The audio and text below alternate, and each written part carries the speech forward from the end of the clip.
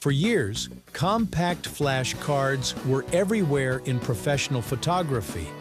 They stored millions of images, powered some of the world's most respected digital cameras, and were known for their speed and reliability. But today, they're rarely seen outside of older equipment and collector circles. So what happened to this once dominant memory card, and why was it replaced? That's exactly what we're exploring today, right here, on History of Simple Things.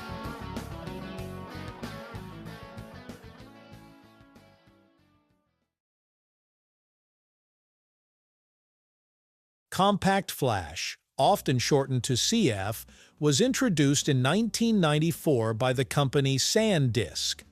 At the time, digital storage technology was advancing rapidly, but many devices still relied on bulky storage media or expensive proprietary formats. CompactFlash offered a practical solution. The card measured roughly 43 by 36 millimeters and was relatively thick compared to modern memory cards. Yet in the 1990s, it was considered remarkably compact, hence the name.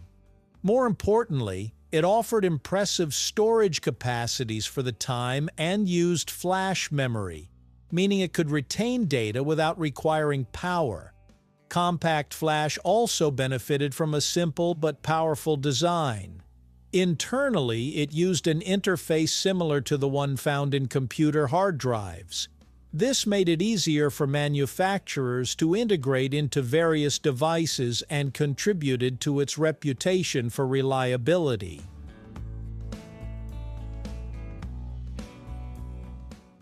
As digital photography exploded in popularity, CompactFlash quickly found a home in professional cameras.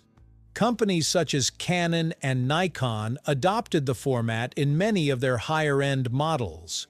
Photographers appreciated several advantages. First, compact flash cards were physically larger than competing formats, making them easier to handle. Tiny memory cards can be difficult to insert or remove, especially when working quickly. Compact flash cards were large enough to grip comfortably. Second, they were durable. Their sturdy construction allowed them to withstand rough handling in demanding environments. Sports photographers, journalists, and wildlife photographers often worked in harsh conditions, and compact flash cards developed a reputation for surviving situations that might damage other storage formats.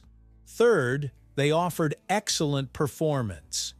As camera resolutions increased and photographers began shooting rapid bursts of images, compact flash cards generally provided faster write speeds than many alternatives available at the time.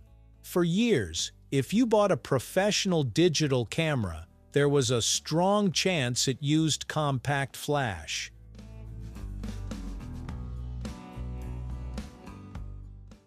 Despite its success, CompactFlash wasn't alone. One of its biggest rivals was the SD card. Introduced in 1999, SD cards were much smaller and initially less capable, but their compact size appealed to manufacturers. As cameras and other electronics became smaller, SD cards became increasingly attractive. Over time, their storage capacities increased, speeds improved, and prices dropped. Eventually, many devices that once relied on compact flash switched to SD instead. Ironically, one of CompactFlash's greatest strengths became a weakness. Its larger size made it durable and easy to handle. But as technology evolved, manufacturers prioritized portability. Smaller cameras, laptops, drones, and smartphones demanded smaller storage solutions. Compact flash simply occupied too much space, and manufacturers increasingly favored more compact formats. The shift was especially noticeable in consumer electronics. Most everyday users didn't need the rugged construction that made CompactFlash appealing to professionals. They wanted devices that were lighter, thinner, and easier to carry. As memory technology improved, smaller cards could offer similar storage capacities while taking up only a fraction of the space. That made it increasingly difficult for CompactFlash to justify its larger footprint in new products. For years, CompactFlash maintained an edge in speed, making it popular among professional photographers working with large image files. However, newer SD card standards steadily closed the gap. As SD cards became faster and more capable, the advantages of CompactFlash diminished. Many manufacturers saw little reason to continue supporting a larger format when smaller cards could deliver similar performance.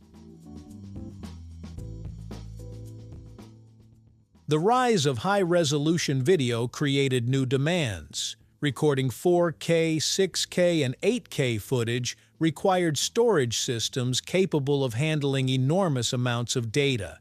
Traditional CompactFlash technology began reaching its limits, prompting manufacturers to develop newer solutions such as CFast and later CFexpress. Rather than disappearing completely, CompactFlash evolved. CFast offered significantly higher speeds, while CFexpress pushed performance even further by using technology similar to modern SSDs. Today, CFexpress is common in professional cameras because it can handle massive photo files and ultra-high-definition video. Although the original CompactFlash format has largely faded away, its influence lives on through these newer technologies. CompactFlash hasn't vanished entirely. Many photographers still use older professional cameras that depend on CF cards, while some industrial systems continue relying on them because replacing existing equipment isn't always practical. Collectors and enthusiasts also keep the format alive, ensuring that CompactFlash cards remain available, even if only in limited quantities.